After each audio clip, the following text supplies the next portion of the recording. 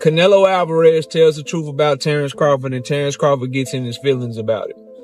Canelo said other than Errol Spence, he ain't really beat no real good fighters. Nobody expected this fight to get this personal. What started as simple trash talk between Terence Crawford and Canelo Alvarez has now exploded into one of the most dangerous rivalries boxing has seen in years.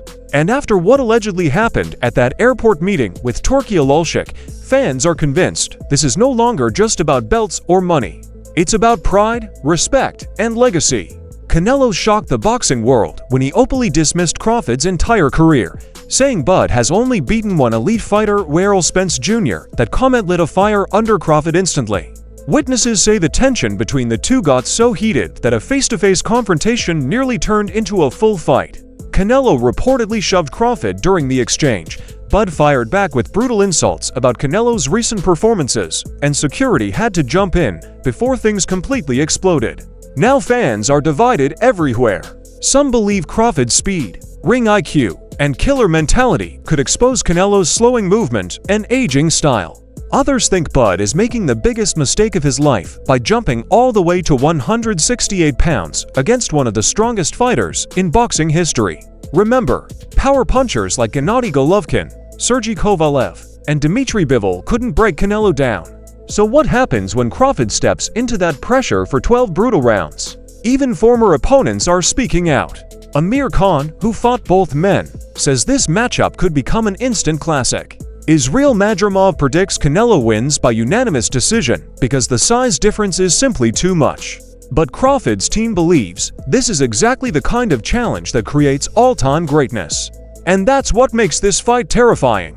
If Crawford wins, he becomes a legend forever. If Canelo loses to a naturally smaller fighter, it could damage his legacy permanently.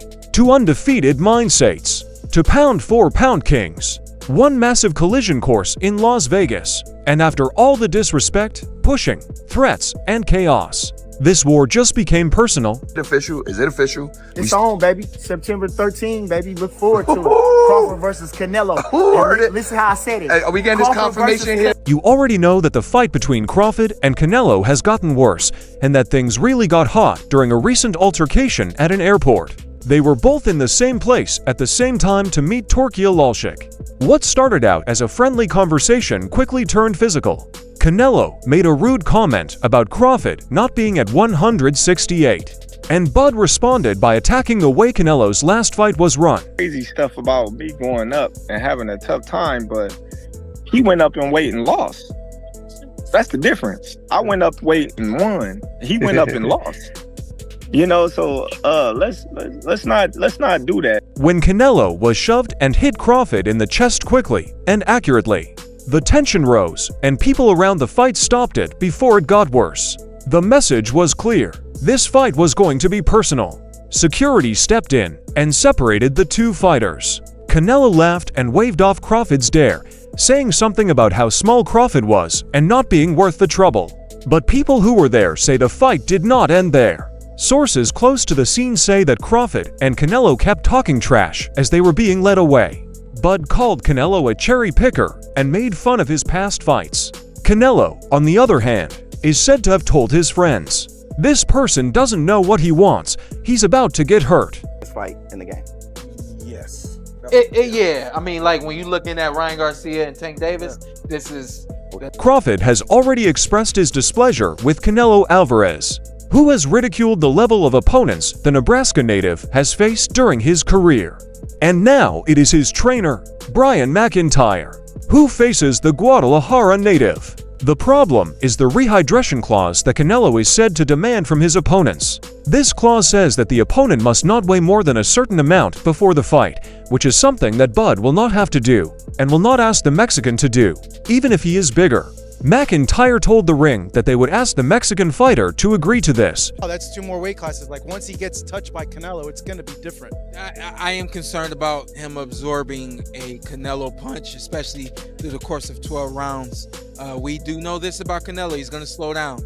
Terence Crawford wants to show how great he is against Canelo Alvarez. To do this, he lowers the weight difference between himself and Saul Alvarez. This is how great athletes show what they can do. He told the theater scene, Eso. Venga. The only boxer who has fought both Canelo Alvarez and Terence Crawford is Amir Khan. The former joint super lightweight world champion stepped up to middleweight to fight Canelo for the WBC title in May 2016. The fight got rough early on, but Canelo knocked him out in the 6th round.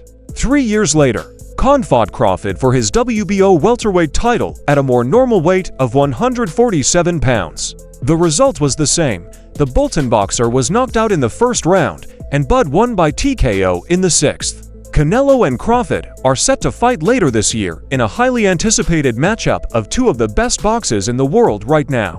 But Khan says he has fought someone else who is even stronger. Khan said on the Ahat Live show that Marcos Maidana was the strongest fighter he had ever fought. Khan kept his WBA super lightweight title by beating Maidana by majority decision in December 2010.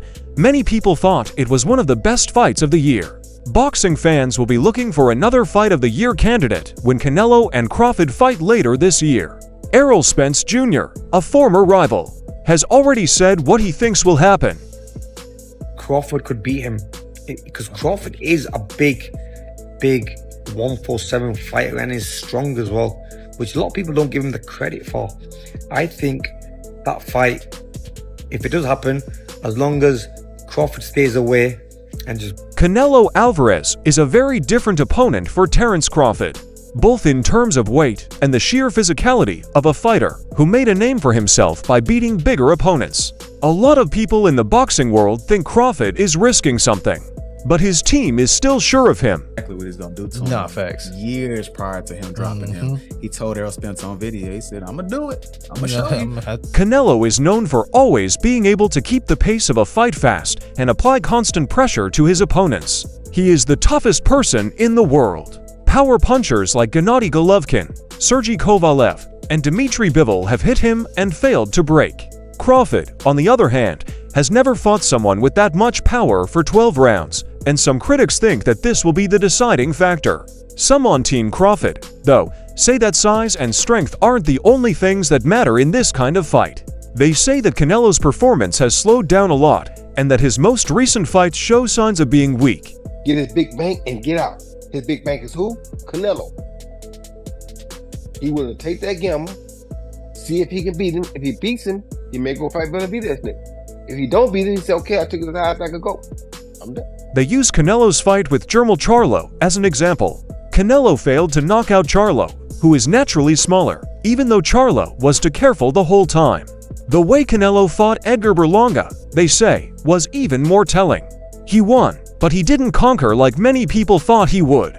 When Berlanga played well, even though he doesn't have elite-level skills, that should give Crawford's team confidence. They say that if Berlanga can make clean shots, what will happen when Crawford, who is a much better boxer, gets the chance? Cause, am I hearing that right? He wants full smoke at that weight. Let's go, man. That's what Crawford wants. He wants to show the world that he's the best. So, hey, why put stipulations in there when you know that you can beat the... Crawford is known for being able to beat opponents mentally before beating them physically.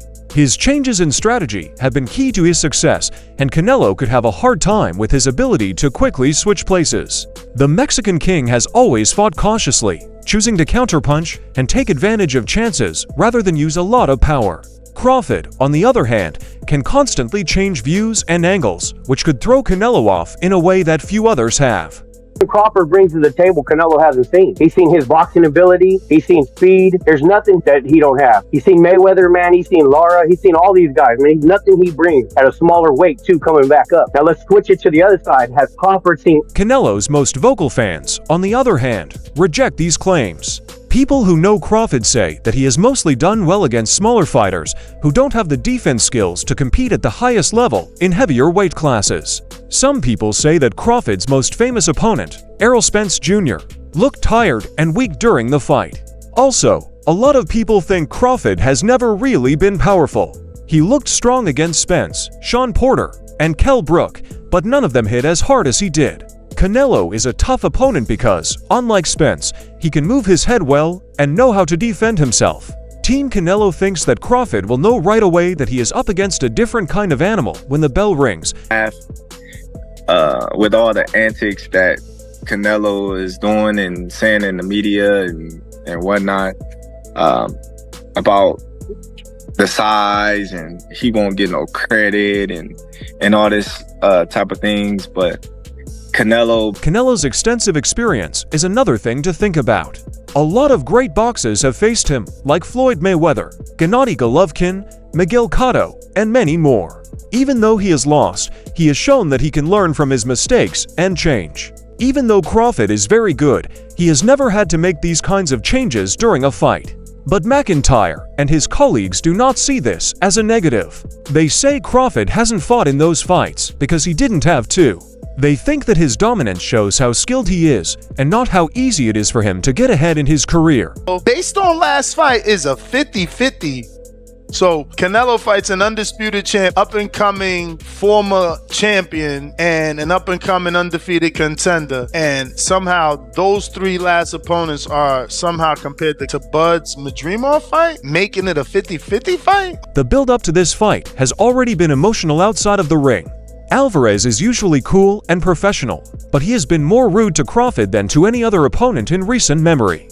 He has made it clear that he doesn't want the task by calling Crawford a little man and laughing at the idea that he could be a real threat. Crawford, who is known for being persistent, has always taken every chance that came his way. He is more motivated than ever to show Canelo's flaws because he thinks Canelo's pride will bring him down.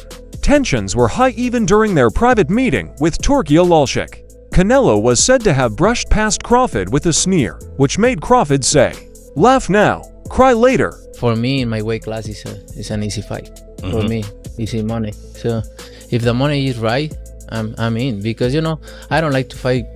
A lot of people are also wondering about the judges. Since Canelo always gets good scores in close fights, Crawford's team knows this, and they have made it clear that they won't let the judges decide what will happen.